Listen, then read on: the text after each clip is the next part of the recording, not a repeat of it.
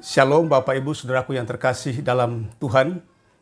Badan Pekerja Kelas 10 Jawa melalui program Sapaan Inspiratif kembali datang menjumpai Bapak Ibu Saudara pada hari ini dengan harapan pagi yang indah, seindah kasih Tuhan menuntun kita menjalani hari ini dan hari-hari kita ke depan. Firman Tuhan akan menjadi suluh dan terang dalam segala juang dan karya kita hari ini. Dan sebelum itu, mari kita berdoa.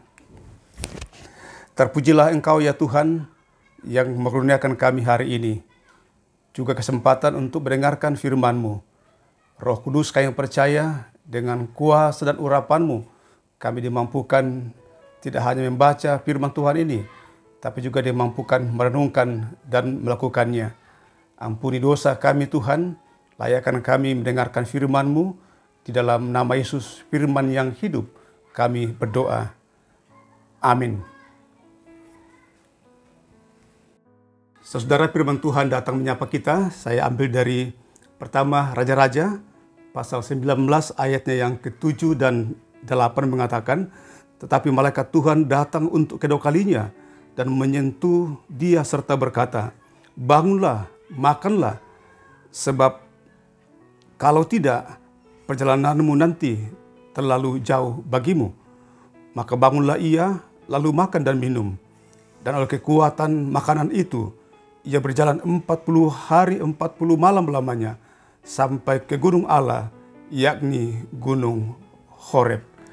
Ibu Bapa yang terkasih dalam Tuhan, dahulu kala seorang raja di kerajaan Persia, raja yang amat dicintai oleh rakyatnya, karena ia sangat care dengan kebutuhan dan kesejahteraan rakyatnya. Dan untuk mengetahui denyut nadi rakyatnya, ia sering menyamar sebagai seorang yang miskin, yang berjalan melusuri jalan-jalan setapak dan lorong-lorong dengan berjalan kaki untuk melihat dan menjumpai rakyatnya. Suatu hari, raja itu tiba di tempat permandian air panas yang merupakan salah satu tempat favorit rakyatnya untuk berrekreasi. Air panas itu tetap panas karena di bawah yang dasar yang paling dalam, paling bawah, ada satu tungku raksasa yang dijaga oleh seorang yang siang malam menjaga perapian itu, sehingga air panas di kolam berenang itu tetap terjaga. Suatu hari sang raja menjumpai sang penjaga tungku itu. Sang raja sampai turun ke ruang yang sangat pengap, yang hampir setiap malam sang penjaga tungku ini tidak pernah lelah menjaga perapian itu agar terus bernyala, agar terus memberikan panas kepada air di kolam renang itu. Saudaraku yang terkasih dalam Tuhan, sang raja ini duduk bercerita bersama-sama, menjalin persahabatan, makan bersama, minum bersama, bahkan dengan roti yang kering dimakan bersama-sama. Sungguh status sosial dan profesi yang berbeda, tetapi tidak menjadi penghalang untuk bisa menikmati persahabatan. Si tukang tungku itu benar-benar merasa bahagia dan mendapatkan semangat baru. Sungguh persahabatan dengan raja ini memberi motivasi baru dan memberdayakan jiwa. Karena kepedulian sang raja ini yang menghargai pekerjaan, yang tidak banyak orang bisa memberi apresiasi untuk pekerjaan seperti itu, terkhusus di tengah kultur kita saat ini.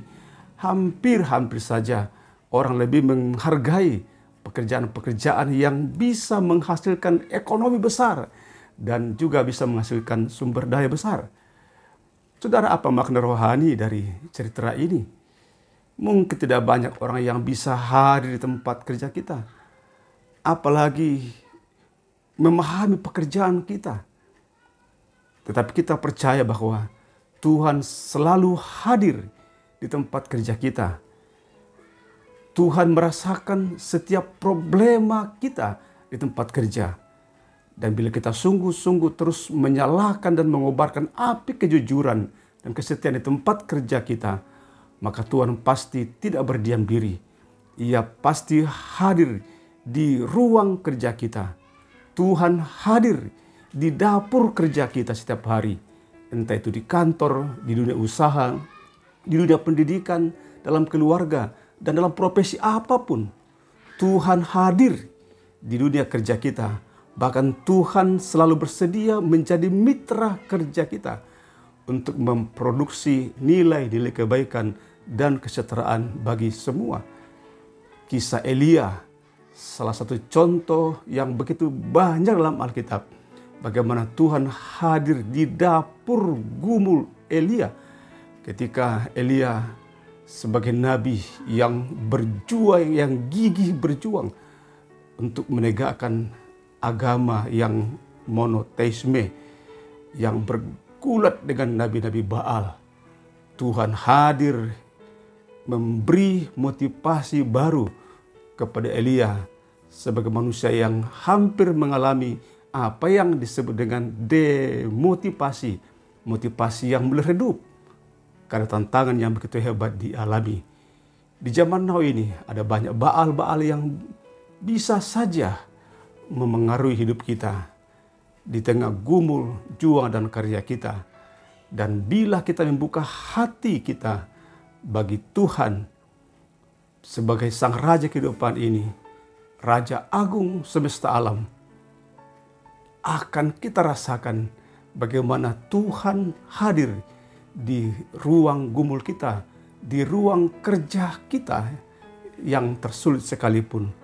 Yesus dialah Raja segala raja yang telah turun ke dalam dunia sebagai dapur raksasa, tempat di mana kita bekerja, melayani sesama, sehingga di dalam dunia ini tanda-tanda kerajaan Allah dapat kita nyatakan lewat karya kita.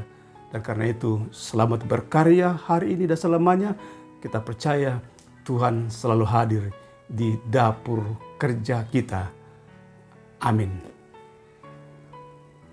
Ibu Bapa yang terkasih dalam Tuhan, kita teduhkan hati kita dan mari kita berdoa. Ya Tuhan, ya Allah kami Bapa di sorga, Engkau yang menjadikan terang bersinar dari dalam kegelapan.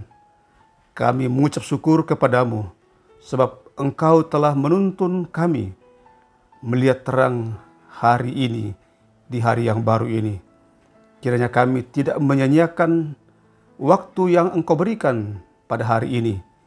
Tidak membuang-buang saat-saat yang berharga. Tidak membiarkan lewat kesempatan-kesempatan yang berharga yang Tuhan berikan. Serta peluang-peluang di tempat kami berkarya, di ruang kerja kami, di dapur kerja kami hari ini. Kiranya kami tidak lengah dalam tugas-tugas kami. Dan ya Tuhan, ya Roh Kudus, bimbing kami sampai malam hari nanti. Tanpa dikalahkan oleh pencobaan apapun, kami tetap merasa damai dalam hati kami, berdamai dengan sesama kami, dan berdamai dengan Engkau. Semua ini kami mohonkan kepadamu Tuhan, di dalam Yesus Kristus Tuhan kami, yang selalu hadir di dapur kerja kami. Amin.